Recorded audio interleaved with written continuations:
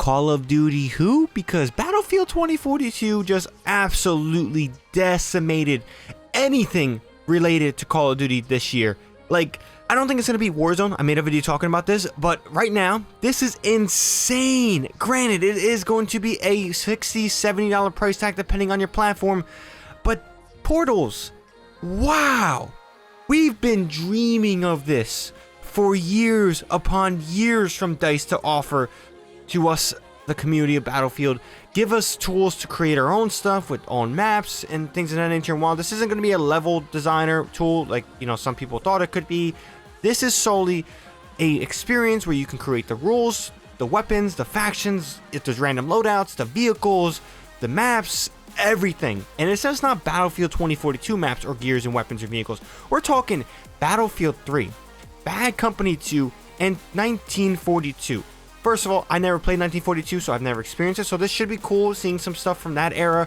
But Bad Company 2 and Battlefield 3, along with Battlefield 4, are personally one of my favorite shooters of all time, if not my favorite shooters of all time. Yes, we're talking potentially even more than Modern Warfare 2, and that game has a big spot in my heart. So the fact that we're getting Battlefield Bad Company 2 and Battlefield 3's maps and just their gear and weapons, holy fucking shit. Like, I was already gonna get this game, but like, this community-driven experience really just made me just want to buy this game even more. Like, this is something that they just need to be credited for. I cannot explain how massive this is. And the best part, apparently from this image, this wasn't shown officially, this wasn't officially shown in this live stream, or I haven't seen it officially anywhere. This is a leaked image I am pulling from. It is cross-progressional, so that means if you do play Portals, it is going to be tied to your rank, your experience, your weapon XP, all these other things. So there is that. But if we add the, I think, what, 6 or 7 maps plus the 6 maps here, we're talking 13 massive maps. And then they're going to be creating more maps for Battlefield 2042. They could obviously bring back a lot of maps if they just retexturize them, you know, remaster them from other games. Like, the shit's endless. This creation of Battlefield Portals is such a mind-boggling, massive thing that they've just done.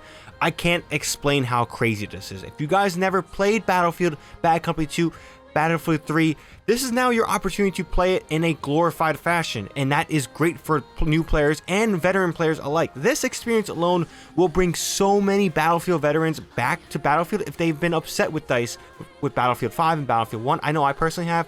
I was already excited to get this game, but if anyone had their doubts, this experience in themselves is worth the value and definitely will bring back veteran players and bring in new players to experience something massively. Now, what does this mean for the future of Battlefield or the future of the shooter genre?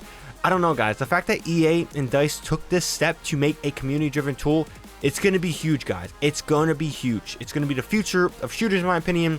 Giving nostalgic maps and just the community ability to create their own stuff is something that really creates a lot of life in a game. Yes, new content is great, but when communities have controls over servers, we've seen Battlefield 4. That is a community-driven server point to this point.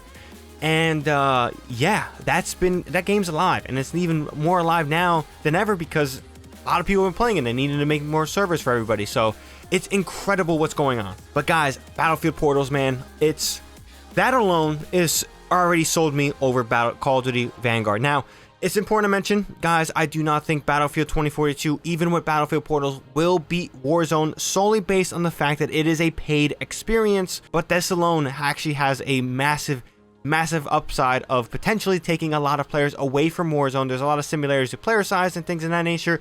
Who knows? Will we allow more players per map? I don't think so, because there's definitely networking and optimization. A lot of funky shit can go on if you don't cap player count. But in general, guys, Battlefield Portals, this was the announcement of the stream, in my opinion. I mean, that's not fair because Dead Space getting announced was pretty legit, and I'm pretty excited for that. But yeah, this was crazy. I'm excited. But let me know what you guys think about Battlefield Portals. Are you someone who's played Battlefield for a while and you're excited to get these old maps returning, or you're a new player, never experienced Bad Company 2, Battlefield 3? I know a lot of people that I've personally played with, they've never experienced those maps as well, or those games itself. So it's going to be pretty awesome to see the weapons, the vehicles, the gear, the factions, and even the maps return from those games. Not every map, but the selective maps were considered all-time great. So there is so much room for potential. It's going to be incredible. But yeah, with that being said, that's all I got for this one. Battlefield 2042. It's back. I'm hype. Let's get it. With that being said, that's all I got for this one. If you guys are new here and you want more content from me, whether it's Battlefield 2042, Call of Duty Warzone, Destiny 2, or even Halo Infinite, definitely hit that subscribe button. So with that being said, that's all I got for this one. ShadowNinja here, and I'm out.